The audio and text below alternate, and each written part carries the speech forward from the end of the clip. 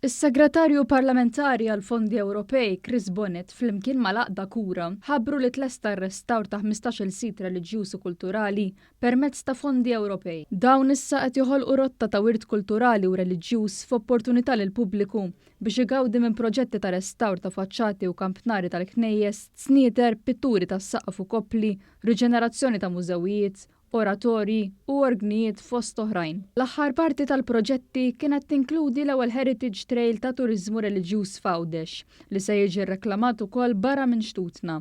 Is-Segretarju Parlamentari Bonnet qal li l-Gvern qed jappoġġja l-investimenti fil-wirt kulturali biex jiġu żviluppati aktar l-assi nazzjonali ta' pajjiżna fis-sosten tal-iżvilupp tan-negozju u t-tisħiħ tal-industrija tat-turiżmu li hi waħda mill-aspetti ewlenin tal-ekonomija Maltija.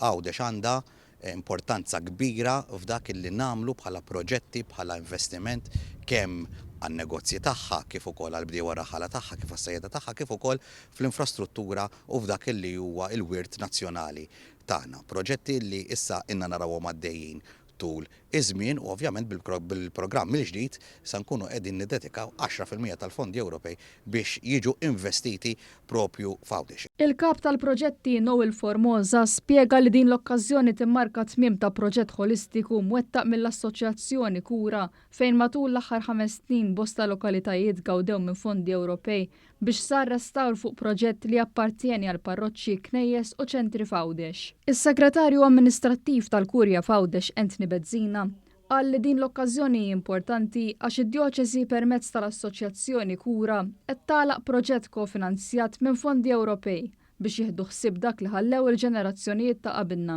Il-Knisja f'dan l-aħħar 1000 sena f'Għawdex ħalliet ħafna wirt kulturali, wirt arkitettoniku u wirt tal-arti. U l-Knisja hija obbligata li dan il-wirt kollu tippreservah għal ġenerazzjonijiet futuri. Għalhekk konna ntħallna għal 15-il proġett ta' arti u restawr ta' proprjetajiet u anki ta' organi sabiex dan il-wirt jibqa' tajjeb u jgawduh il-poplu tal-lum u dawk li ġejjin warajna. Dawn il-proġetti swew 2.24 miljun euro li minnhom ġew allokati 1.7 miljun euro mill-fondi Ewropej għall-iżvilupp reġjonali taħt il-programm tal-assi prioritarji 5.